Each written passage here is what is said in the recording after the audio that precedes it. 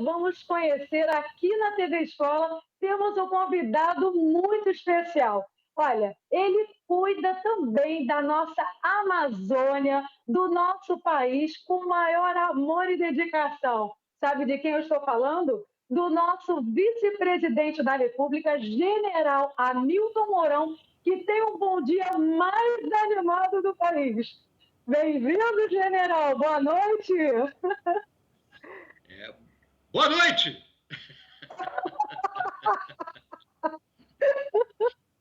Muito bom. General, que alegria recebê-lo, senhor, aqui. E eu sei que o senhor está cuidando da nossa Amazônia, que é o nosso maior tesouro. E eu queria saber a sua história com a Amazônia, como é, desde onde começou essa relação do senhor com esse bem tão precioso que nós temos no nosso país. Olha, Flávia, e todos que estão nos acompanhando, né?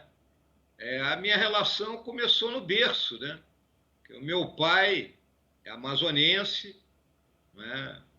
A minha família, então, paterna, ela é lá do Amazonas, né? Meu pai nasceu numa pequena cidade ali do sul do Amazonas, hoje é grande, que é o Maitá, e depois viveu a sua infância em Manaus, onde até hoje eu tenho uma tia ainda viva, irmã dele, primos, primas, né? E a partir dali, ao longo da minha vida, eu tive inúmeras passagens, não só visitando a família, mas morando, né? Morei 3 anos em Manaus e 2 anos numa cidade no noroeste da Amazônia, ali numa região conhecida como Cabeça do Cachorro. Se os nossos amigos e amigas olharem no mapa, né, ali no noroeste do estado do Amazonas, vão ver uma região muito parecida com Cabeça do Cachorro, e ali tem uma cidade maravilhosa chamada São Gabriel da Cachoeira, e eu morei 2 anos lá. Então, essa minha vivência dentro da Amazônia, e em particular do estado do Amazonas, me levou a compreender todas as características, peculiaridades e principalmente as dificuldades de gente, né, igual a nós, que vive longe dos grandes centros brasileiros. O senhor também comandou, não é, lá na Amazônia. Conta um pouquinho da história do seu comando na Amazônia, dentro do Exército. Pois é, Flávia, eu tive a oportunidade de comandar nessa cidade chamada São Gabriel da Cachoeira. Né? O Exército ele trouxe, né, uma brigada para o pessoal que está nos ouvindo, né, e talvez não entenda essa linguagem militar.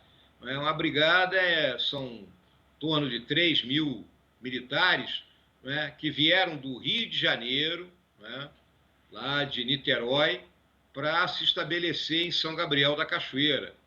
E ali eu passei os anos de 2006, 2007 e início de 2008. Foi uma experiência extremamente desafiadora, porque a gente estava começando um trabalho, né, numa cidade que fica totalmente afastada, né, dos grandes centros, onde você só chega de barco ou de avião, para que os nossos jovens, né, compreendam. Entre São Gabriel da Cachoeira e Manaus, se eu vou de Manaus para lá, são 4 dias de barco. Se eu vou de São Gabriel para Manaus, são 3 dias. Ou seja, se eu quiser ir passear em Manaus, vamos dizer assim, é uma semana de viagem para ir e voltar. De voo, de avião, são 2 horas de voo. É o mesmo tempo de voo de quem vai, vamos dizer assim, do Rio de Janeiro para Porto Alegre. Então, as distâncias, né, e as dificuldades na Amazônia são muito grandes. Então, e temos brasileiros e brasileiras que vivem lá. Gente jovem, né, que procura, né, progredir na vida. Né, temos alguns campos de universidade que chegaram lá, e essa turma ela procura estudar, procura aprender e procura progredir, né? Mesmo afastado de tudo aquilo que a gente considera o dia a dia, o normal das pessoas do nosso país. Olha, é um grande desafio, né? Bom, agora me fala a importância da Amazônia para o nosso país. Olha, Flávia, a Amazônia ela não é importante só para o Brasil, ela é importante para o mundo como um todo. Em termos de tamanho, é 60% do nosso território. Né? Então é muito grande. As pessoas olharem o nosso mapa, mapa do Brasil, elas vão ver que a Amazônia ela é aquele cabeção, assim, vamos dizer, que existe, né, no norte do país. E sem ter aquelas facilidades, eu volto a comentar isso, das pessoas que vivem aqui no Centro-Sul ou mesmo no Nordeste, né, onde você pega um carro e se desloca de um lugar para outro. Isso não existe na Amazônia. Na Amazônia, os deslocamentos se contam em termos de dias e semanas, e não em horas, como é por aqui. E é aquela região que detém uma biodiversidade, uma fauna, uma flora extremamente ricas e que é responsável, digamos assim, por parcela do equilíbrio ambiental no mundo de hoje. Vamos lembrar que o nosso país, o Brasil, ele é uma potência agroambiental, porque nós até hoje temos mais de 60% do nosso território com a mesma cobertura vegetal que havia 500, 600 anos atrás. E no caso da Amazônia, com 84%. Então, isso é uma responsabilidade enorme e é a importância que essa região tem para o Brasil e para o resto do mundo. E é fantástico, né? Nós brasileiros termos dentro do nosso país um espaço tão incrível como a Amazônia. Agora, o senhor foi me contando essas histórias de deslocamento, de tudo isso. Eu quero saber qual é o maior desafio encontrado na Amazônia, além de todos esses que o senhor relatou para a gente. Olha, Flávia, os desafios estão centrados, né? Em primeiro lugar, na questão do clima. O clima na Amazônia é um clima difícil. É muito quente, muito úmido, né? Períodos de chuvas fortes, períodos de chuvas mais fracas, a dificuldade de você não só se deslocar de um ponto a outro, mas buscar formas de explorar as riquezas lá existentes sem causar danos ao meio ambiente. Nós sabemos que a Amazônia possui riquezas minerais fantásticas, riquezas, né, que são ligadas à nossa fauna, à nossa flora.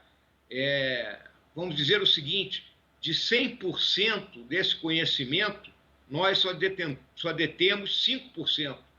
Ainda existe 95% desse conhecimento a ser descoberto.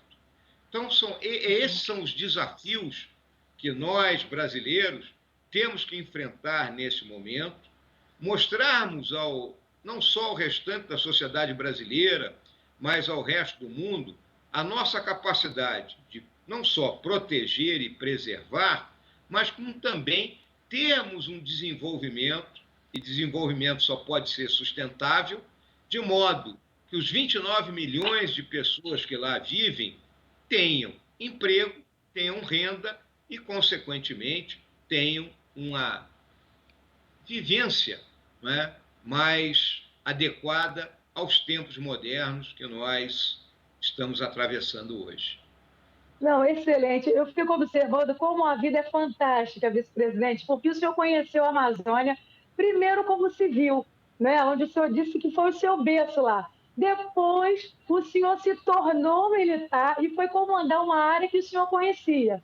E agora o senhor se tornou vice-presidente e enviou as Forças Armadas para cuidarem de um local que o senhor conhece, não é? E o senhor conhece as Forças Armadas, o senhor conhece a Amazônia, e aí fez essa junção como vice-presidente, foi para lá e enviou as nossas Forças Armadas. Eu queria que o senhor falasse um pouco mais sobre essa comoção que aconteceu, que está acontecendo com a atuação das Forças Armadas na Amazônia.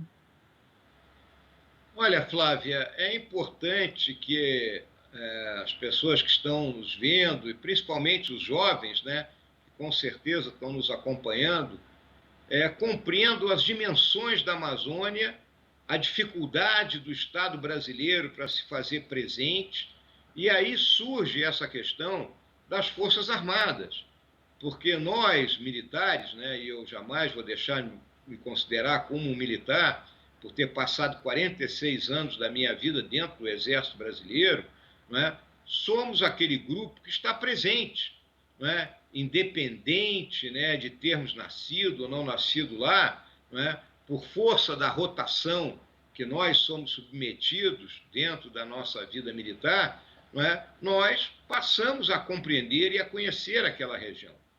Então, o Estado brasileiro, hoje, em determinados lugares, só tem um representante, que são as suas Forças Armadas. Pela vida difícil, pelas distâncias envolvidas, e os militares que lá chegam, eles chegam com suas famílias.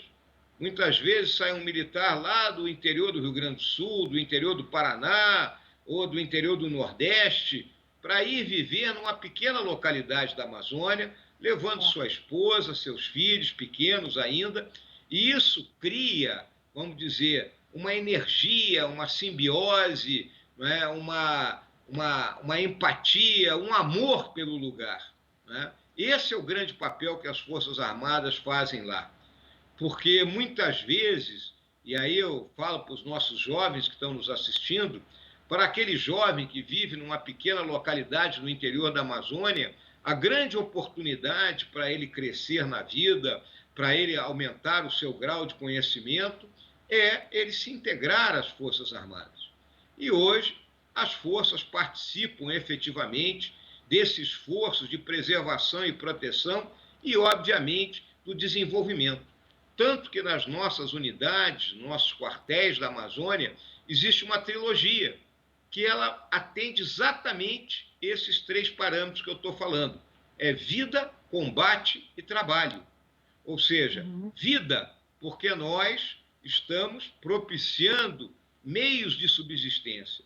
O combate, que é a luta contra as ilegalidades, a criminalidade que ocorre, seja a criminalidade ambiental ou outras. E o trabalho, que é o dia a dia, não é, de os nossos quartéis que têm hortas, que criam gado e que ministram conhecimento para uma juventude que está longe dos grandes centros urbanos e que, na maioria das vezes, não tem oportunidade de conhecer as coisas. É verdade. Agora explica como é que ocorrerá a substituição das Forças Armadas que integram o Brasil Verde 2. Olha, Flávia, a Operação Verde Brasil 2, que iniciou em maio do ano passado, ela está prevista para se encerrar em 30 de abril, mas aí eu quero deixar claro, esse trabalho foi feito em apoio aos nossos organismos ambientais, né? Não só o IBAMA e CMBio, mas também outras agências como o INCRA, né? Como a FUNAI, a Polícia Federal, a Polícia Rodoviária Federal, os organismos estaduais que têm responsabilidade nessa área. As Forças Armadas não vão se retirar da região, elas continuam lá, vão continuar a prestar apoio. Mas é importante que, a partir de 30 de abril, né, unindo essas agências, a gente tenha condições de manter esse nosso combate às ilegalidades, mas também, Flávia, é fundamental que as pessoas entendam que não é só reprimir o que acontece lá, mas é principalmente dar oportunidade para quem vive da Amazônia possa explorar a terra, não é, dentro da nossa legislação, a nossa legislação ambiental, que é uma das mais avançadas do mundo, não é, de modo que elas tenham condições de ganhar a sua vida. Porque se não houver essas condições, o que, que vai acontecer? As pessoas irão descambar para a ilegalidade. Então, essa é a grande tarefa que nós temos pela frente, e o presidente Jair Bolsonaro tem sido, né, um partícipe fundamental em nós buscarmos realmente uma forma de desenvolvimento amazônico, unindo a biodiversidade transformada na bioeconomia e gerando renda para os habitantes da Amazônia. Agora, qual foi a transformação que o senhor já consegue ver com essa operação que está ocorrendo na Amazônia? O que acontecia antes da operação e o que não acontece mais durante a operação?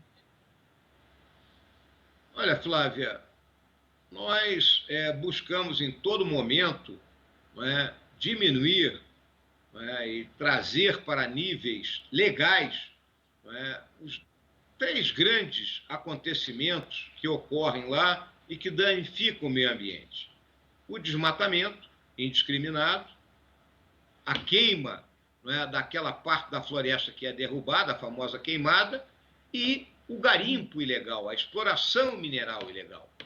Então, esse foi o nosso trabalho. Nós tivemos grandes apreensões de minérios ilegais extraídos, e aí eu falo para os nossos jovens, quando se fala em apreensão de minério, muita gente pensa que é ouro. Ouro você consegue levar numa maleta, mas quando a gente apreende 150 mil toneladas de manganês extraídos ilegalmente, vocês entendem que isso não se vende na esquina. Isso é uma organização criminosa que explora isso. E, ao mesmo tempo, fazer com que a exploração da madeira existente seja feita de forma sustentável. Nós temos projetos de manejo florestal que são exatamente dedicados a que a madeira da Amazônia seja cortada de forma a que ela abasteça o mercado do Brasil e mundial sem danificar a floresta. Então, esses foram os resultados que buscamos alcançar. Olha, eu fico extremamente feliz com essas informações. E o senhor falou em jovem, né? Nós temos uma jovem aqui chamada Áurea, ela tem 15 anos e ela quer fazer uma pergunta para o senhor. Pode, vice-presidente? Será uma satisfação responder a pergunta da Áurea. Então vamos lá, Áurea. Oi, vice-presidente, tudo bem? Meu nome é Áurea, eu tenho 15 anos e estou no primeiro ano do ensino médio no Colégio Estadual Davi Capistrano.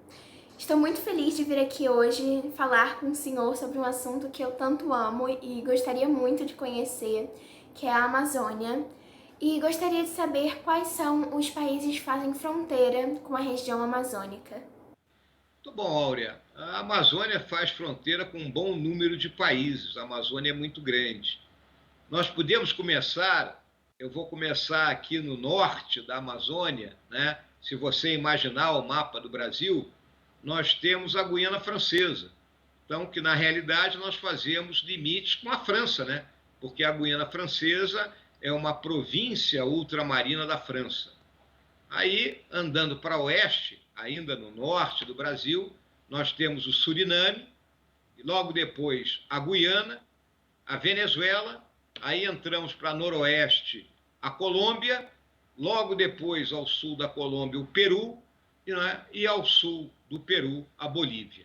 Então são esses países que têm limites com a nossa Amazônia. É um limite, uma fronteira enorme, grande, e vamos lembrar que nós temos um limite marítimo que abrange o estado do Amapá e o estado do Pará.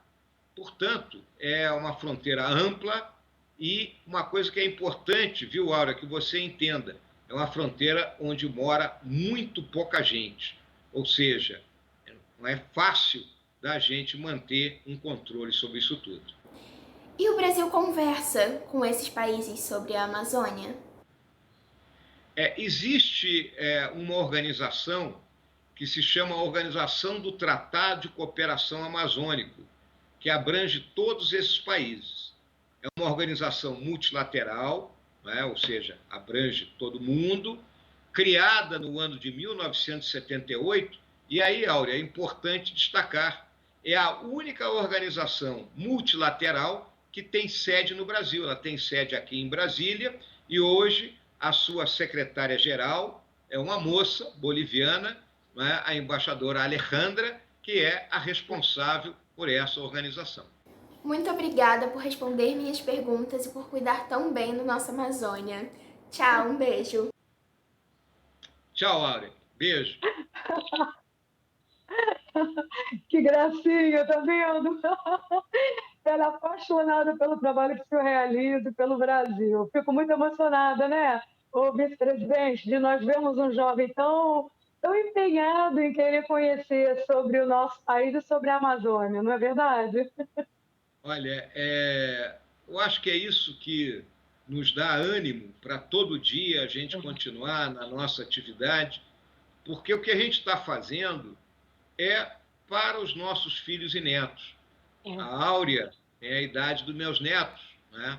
Então, o trabalho que a gente faz aqui é para deixar um Brasil melhor para essa juventude, né? É aquilo que a gente chama, vamos dizer em linguagem esportiva, de passagem do bastão. Nós temos que passar o bastão para eles muito melhor do que nós recebemos. É verdade, fiquei até emocionada agora. Então, conta pra gente quais são os projetos para a Amazônia para 2021 e 2022.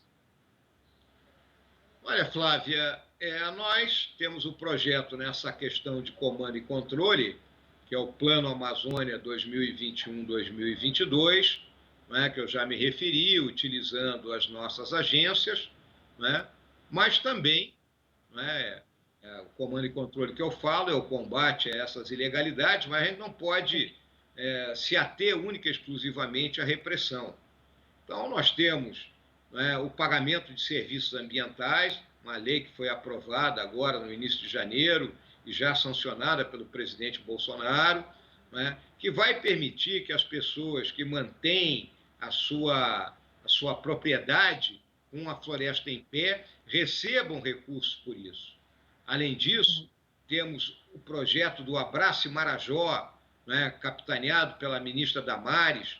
Né, vamos lembrar, a maioria das pessoas desconhece o que é o complexo da ilha de Marajó, com seus inúmeros municípios, com as suas diferenças, né, e com as suas dificuldades, né, ali entre o Pará e o Amapá, na embocadura do rio Amazonas.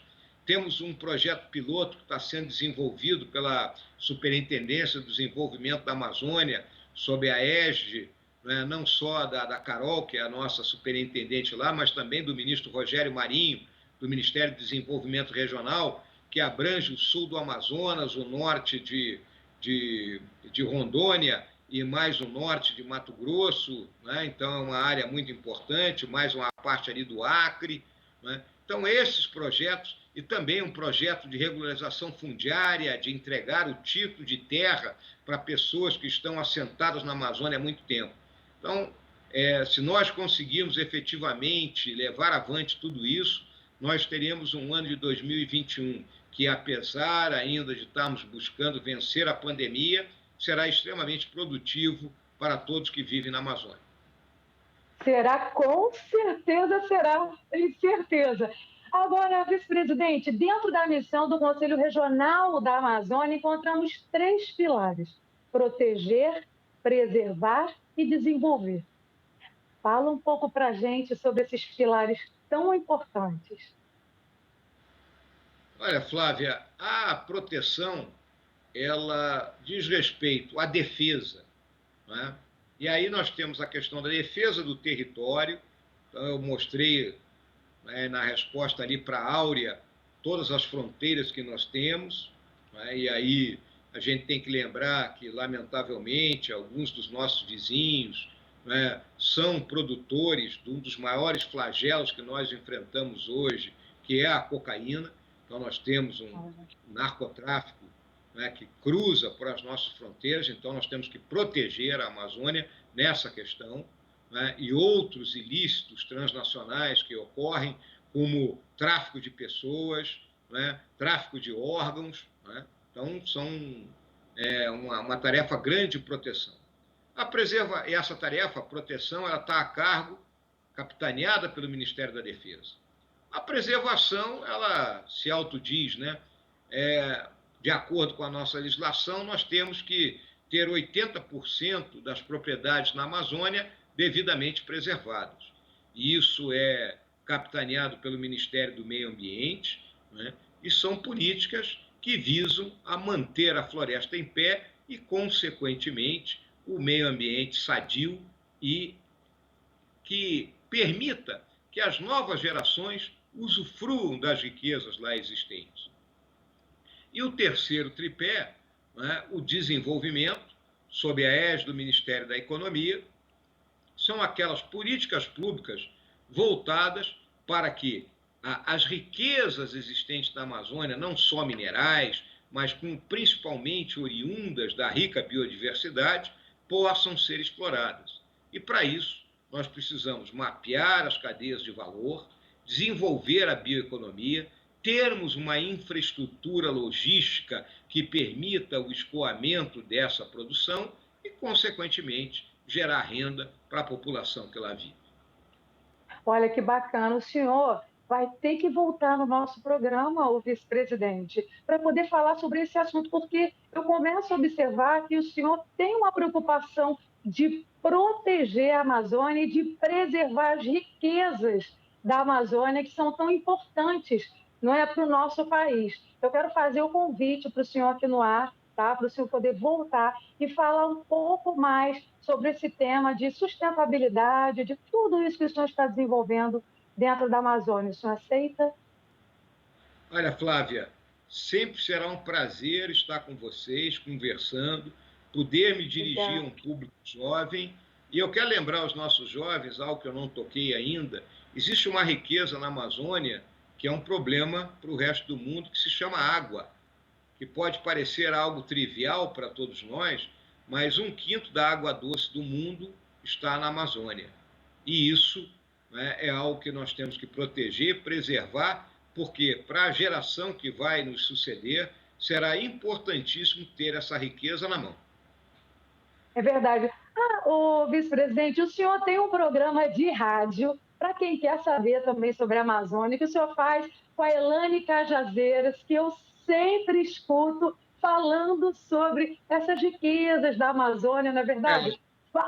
Ela está aí? Está aqui. Apresenta, porque a gente escuta a voz dela. E eu queria muito